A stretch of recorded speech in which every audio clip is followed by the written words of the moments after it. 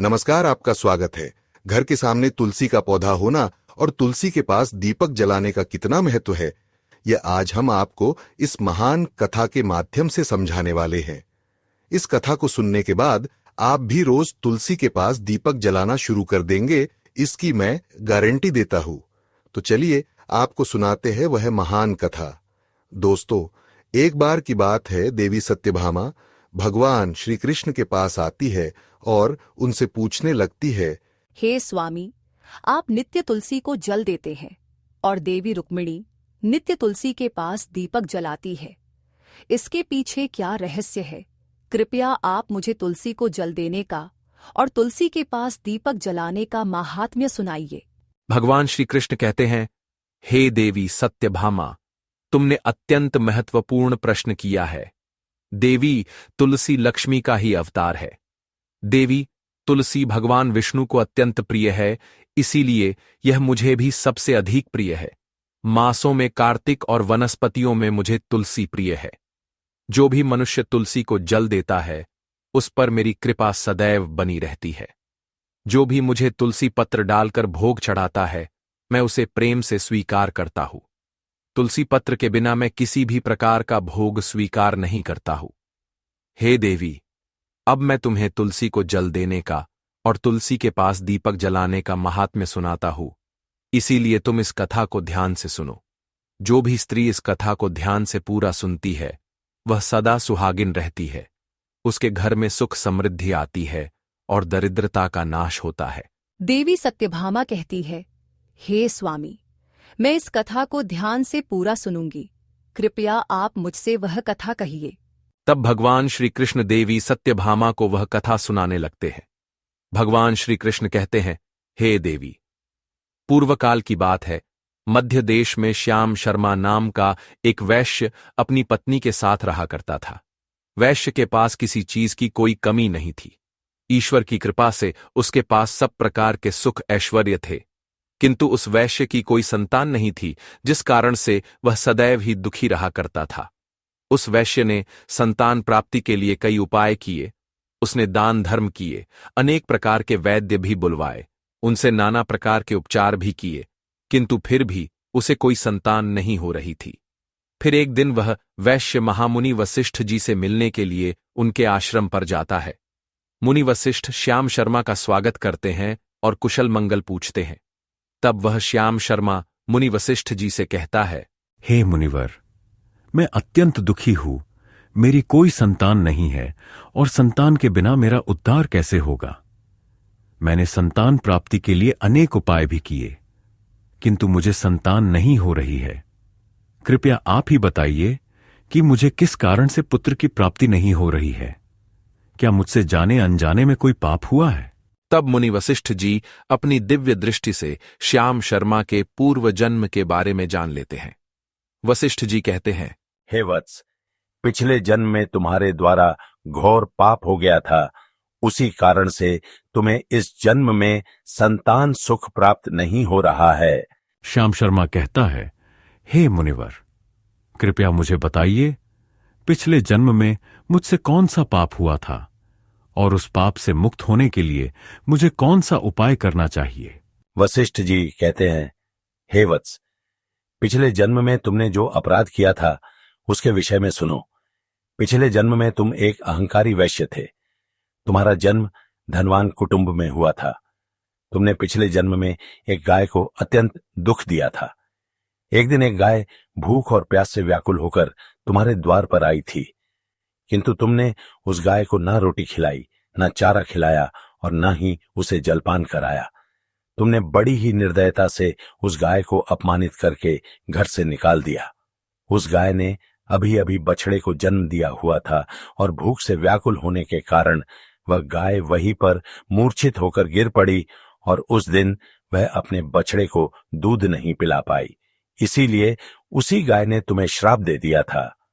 उसी गाय के श्राप के कारण तुम्हारी ऐसी दुर्दशा हुई है। उस गाय के श्राप के कारण तुम्हें इस जन्म में संतान नहीं हो रही है।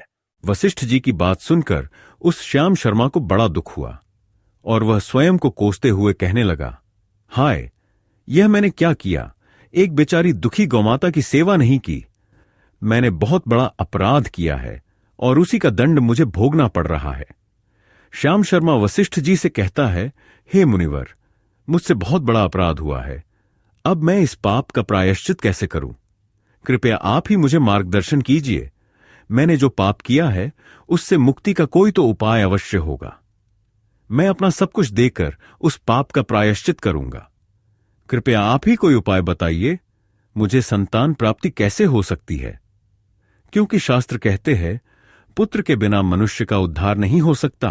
तब मुनि वशिष्ठ ने गंभीर वाणी में कहा, हे वत्स, जो पाप तुमसे पूर्व जन्म या इस जन्म में हुआ है उसका प्रायश्चित करना आवश्यक है और उसका एकमात्र उपाय है पुत्रेष्ट यज्ञ। यह यज्ञ विशेष रूप से संतान की प्राप्ति के लिए किया जाता है और इसके माध्यम से न केवल संतान प्राप्त होती है बल्कि पूर्व जन्मों के दोष भी शांत होते हैं।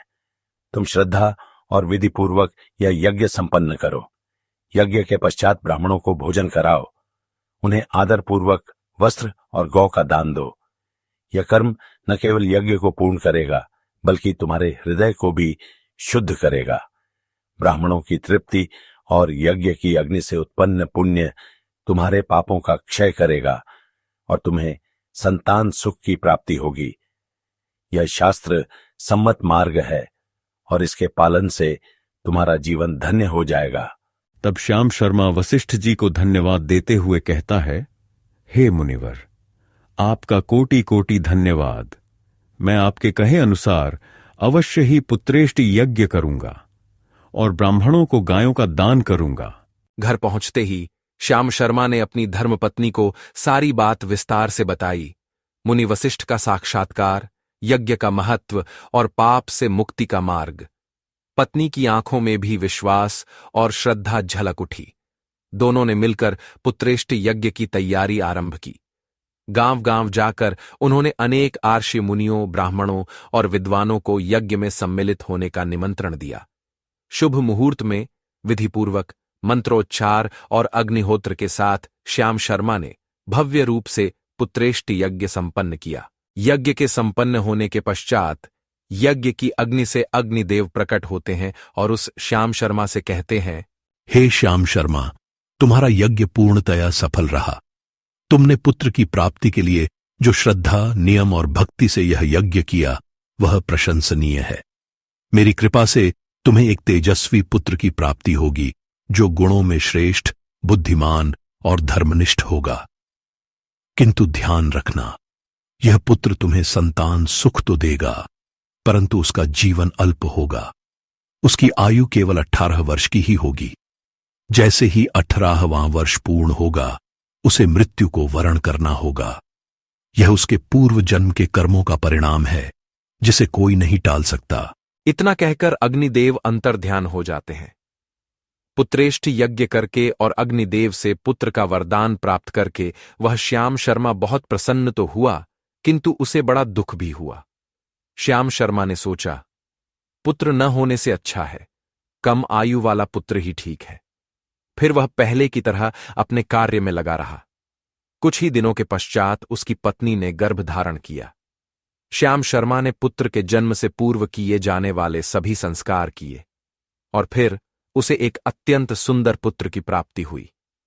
वह बालक बड़ा ही तेजस्वी दिखाई पड़ रहा था। श्याम शर्मा ने पुत्र के जन्म के बाद किए जाने वाले भी सभी संस्कार किए और पुत्र को गुरुकुल में शिक्षा प्रदान की। श्याम शर्मा का पुत्र जैसे जैसे बड़ा होने लगा, श्याम शर्मा को बहुत अधिक चिंता सताने लगी। फिर जब उसका पुत्र 16 वर्ष का हुआ तो श्याम शर्मा की पत्नी ने उससे कहा, हे नाथ, अब हमें अपने पुत्र का विवाह कर देना चाहिए। हमारा पुत्र अब विवाह के योग्य हो गया है। श्याम शर्मा ने कहा, हे प्रिय, विधि के विधान के अनुसार हमारे पुत्र की आयु केवल 18 वर्ष की ही है। 18 वर्ष के पश्चात हमारे पुत्र की मृत्यु हो जाएगी। इसीलिए हमें इसका विवाह करके किसी कन्या के जीवन को बर्बाद नहीं करना चाहिए। वह तो 2 वर्षों बाद विधवा हो जाएगी, फिर उसे जीवन में अनेक कष्ट सहन करने पड़ेंगे। लेकिन श्याम शर्मा की पत्नी नहीं मानी।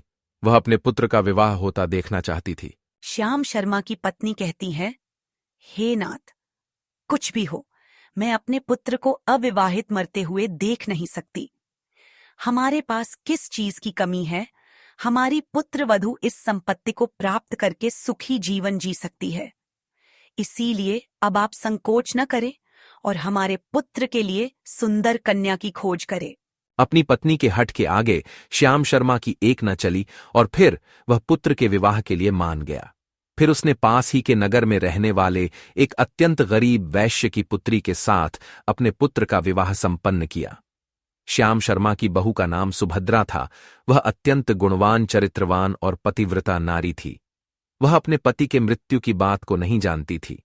सुभद्रा नित्य अपने सास ससुर और अपने पति की सेवा करने लगी। वह सभी के साथ बड़े प्रेम से रहती और कभी किसी की आज्ञा का उल्लंघन नहीं करती थी। उसने अपनी मधुर वाणी और कार्यकुशलता से सभी के मन को जीत लिया। इस प्रकार से 2 साल बीत गए और फिर वह समय निकट आ गया जब श्याम शर्मा के पुत्र की मृत्यु होने वाली थी। श्याम शर्मा को बड़ा भय लगने लगा। फिर एक दिन उसने अपनी बहू को बुलाया और उससे क्षमा मांगते हुए कहने लगा, हे बहू, तुम मुझे क्षमा कर देना। मैंने तुम्हारे साथ बड़ा अन्याय किया है। सुभद्रा ने कहा, हे ससुर जी, आप ऐसा क्यों कह रहे हैं? आप मुझे क्षमा मांगकर लज्जित न कीजिए। मैं आपसे छोटी हूं, आपकी पुत्री के समान हूं। कृपया आप संकोच न करते हुए आपके मन में जो भी बात है वह कहिए। मैं आपकी आज्ञा का पालन अवश्य करूंगी। फिर श्याम शर्मा कहने लगा, हे पुत्री, तुम कल्याणी हो, तुम एक महान पतिव्रता हो, किंतु मेरे पुत्र के साथ तुम्हारा विवाह होने से पूर्व मैंने तुमसे एक बात छिपाई है। हमें पुत्र की प्राप्ति पुत्रेष्टि यज्ञ करने के बाद हुई थी और अग्निदेव ने हमें यह कहते हुए पुत्र प्राप्ति का आशीर्वाद दिया था कि हमारे पुत्र की आयु केवल 18 वर्ष की होगी। 18 वर्ष के बाद हमारे पुत्र की मृत्यु हो जाएगी। अपने ससुर की बात सुनकर सुभद्रा ने कहा, हे ससुर जी, बस इतनी सी बात, आप चिंता न कीजिए। मैं आपको वचन देती हूं कि आपकी पुत्रवधू मैं कभी विधवा नहीं होगी। आपके पुत्र के प्राणों की रक्षा मैं करूंगी। आप बस मुझे एक दीपक, जल का घड़ा और एक गाय लाकर दीजिए। मेरे पति के प्राणों की रक्षा इन्हीं से होगी। सुभद्रा की बात सुनकर श्याम शर्मा को बड़ा आनंद हुआ और वह कहने लगा, हे बहू, जैसी तुम्हारी इच्छा, मैं तुम्हें वह सब चीजें लाकर देता हूं। इतना कहकर श्याम शर्मा ने अपनी बहू को वह तीनों चीजें लाकर दी। फिर जब वह दिन निकट आ गया जिस दिन सुभद्रा के पति की मृत्यु होने वाली थी, उस दिन सुभद्रा ने सुबह उठते ही तुलसी को जल चढ़ाया और उसे प्रणाम करते हुए तुलसी के पौधे पर एक चुनरी बांध दी और तुलसी माता से प्रार्थना की, हे तुलसी माँ, आप तो साक्षात लक्ष्मी हैं, नारायण की प्रिय हो और मेरे सुहाग की अंतिम आशा भी। मैं आपको यह चुनरी अर्पण करती हूँ जैसे एक बेटी अपनी माँ से प्रार्थना करती है। आज मेरे पति की आयु का अंतिम दिन है।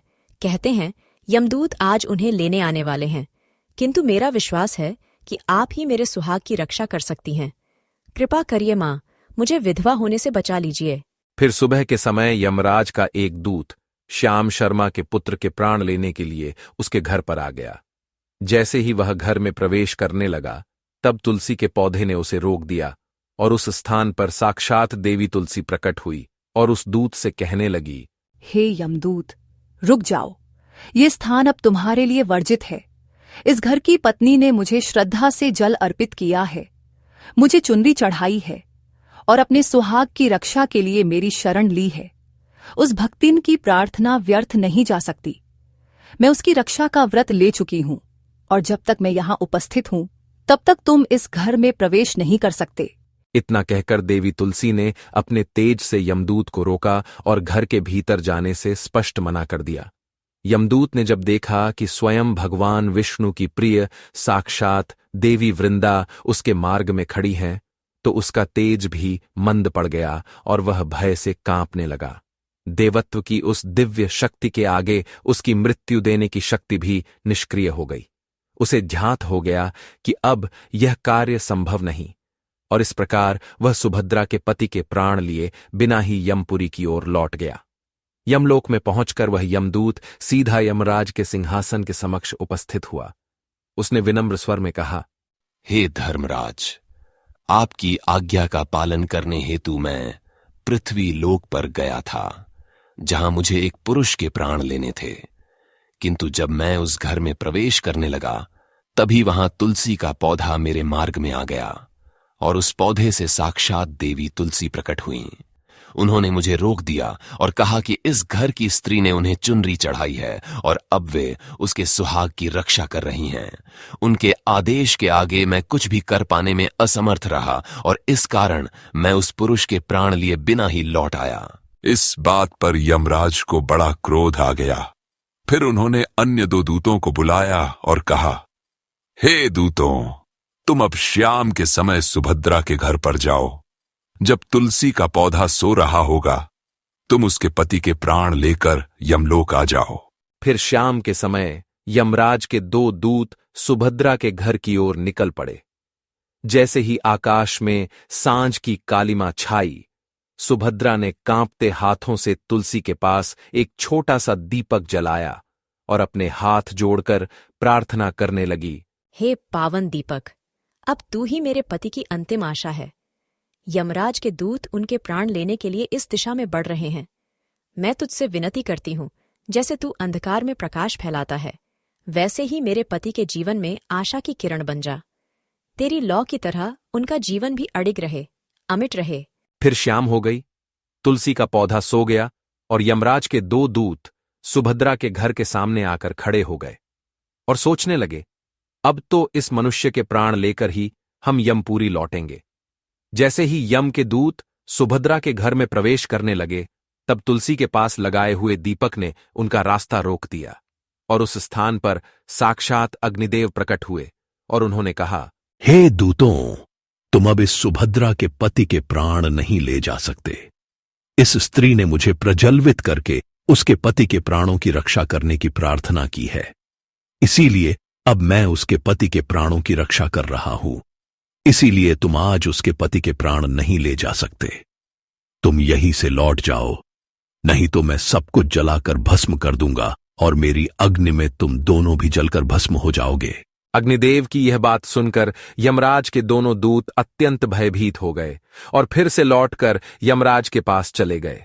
वहां पर जाकर उन्होंने यमराज को सारा वृतांत सुनाते हुए कहा, हे धर्मराज, आपकी आज्ञा का पालन करते हुए हम दोनों शाम के समय उस पुरुष के प्राण लेने के लिए गए थे, किंतु तुलसी के पास लगाए हुए दीपक ने हमारा रास्ता रोक दिया। साक्षात अग्निदेव प्रकट हुए और उन्होंने हमें भस्म करने की चेतावनी दी, इसीलिए हम खाली हाथ ही लौट आए हैं। यह सुनकर यमराज को बड़ा क्रोध आ गया।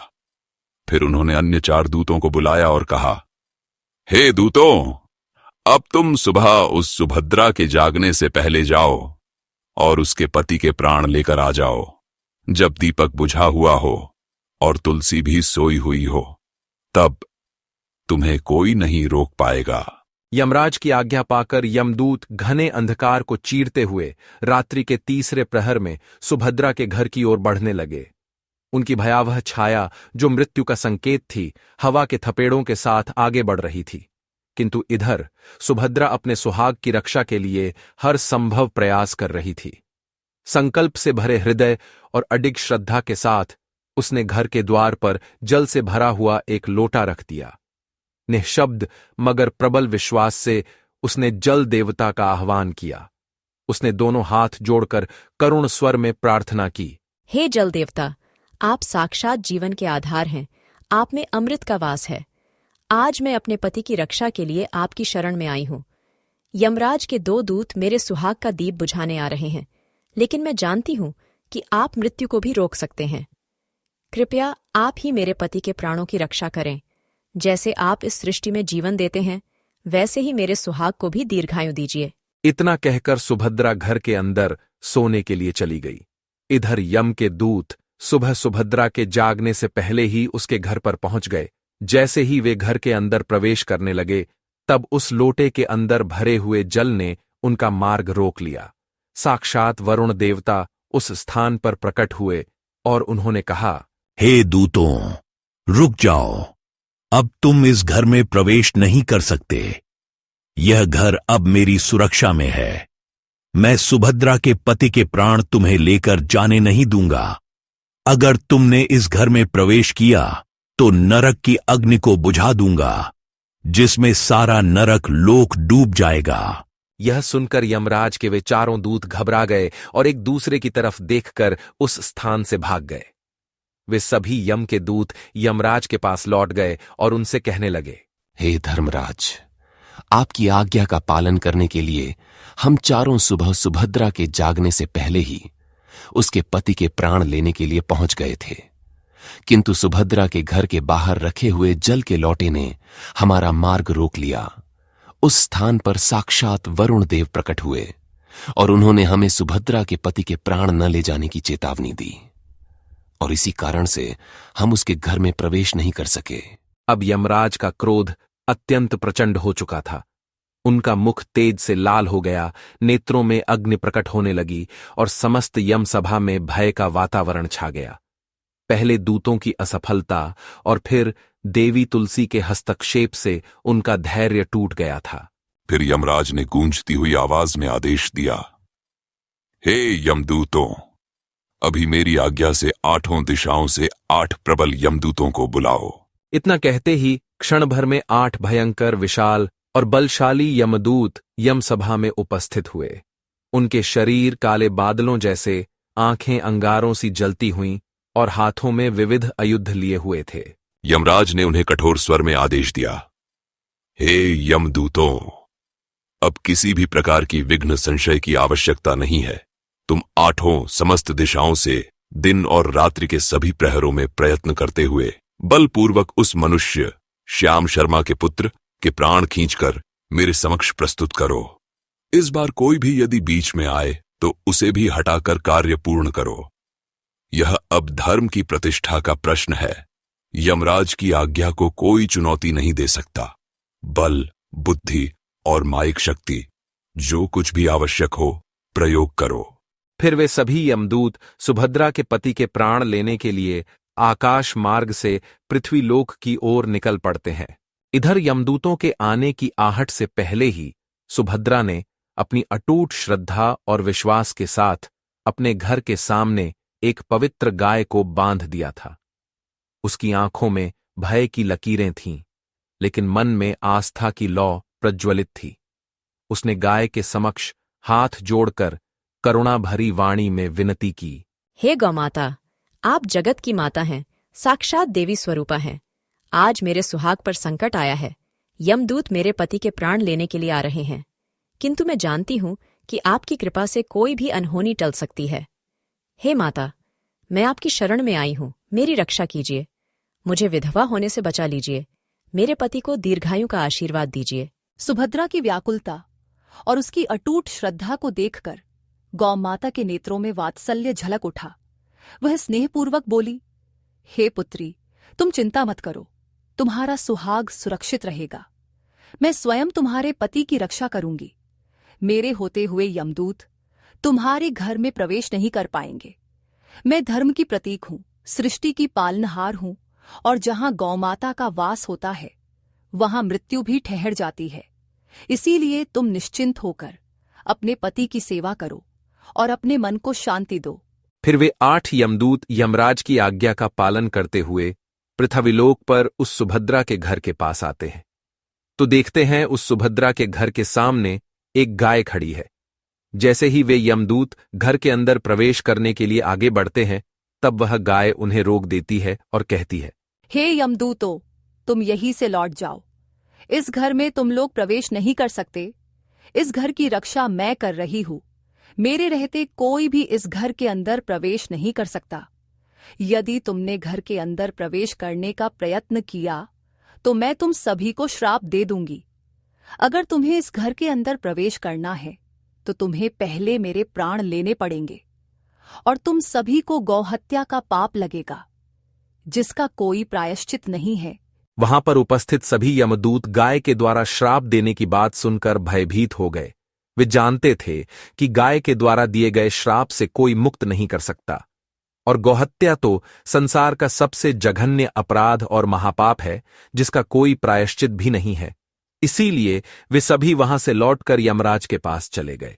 यमपुरी जाकर उन यमदूतों ने यमराज को सारा वृतांत सुनाते हुए कहा, हे धर्मराज, हम आपके आदेशानुसार श्याम शर्मा के पुत्र के प्राण लेने के लिए पृथ्वी लोक पर गए थे, किंतु वहां उस घर के द्वार पर एक गौमाता खड़ी थीं। वह कोई साधारण गाय नहीं थीं, बल्कि तेजस्विनी, दिव्य रूप से युक्त और धर्म की साक्षात प्रतिमा थीं।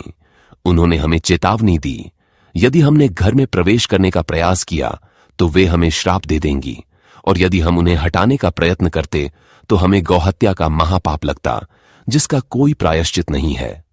हे प्रभो, हम में उस दिव्य शक्ति का सामना करने का साहस नहीं था, इसलिए हम भयभीत होकर लौट आए। यमदूतों की बात सुनते ही यमराज का क्रोध सागर की ऊंची लहरों की तरह उमड़ पड़ा। उनके नेत्र अग्नि के समान दहक उठे और उनका मुखमंडल भयंकर तेज से चमकने लगा। वो तुरंत अपने विशाल बलवान काले भैंसे पर सवार हो गए, जिसके पैरों से पृथ्वी कंपायमान होने लगी। हाथ में कालदंड लेकर गगनभेदी गरज के साथ उन्होंने आकाश मार्ग से पृथ्वी की ओर प्रस्थान किया। पृथ्वी लोक पर उस समय शांत वातावरण था, किंतु दिशाओं में एक अजीब सी हलचल होने लगी।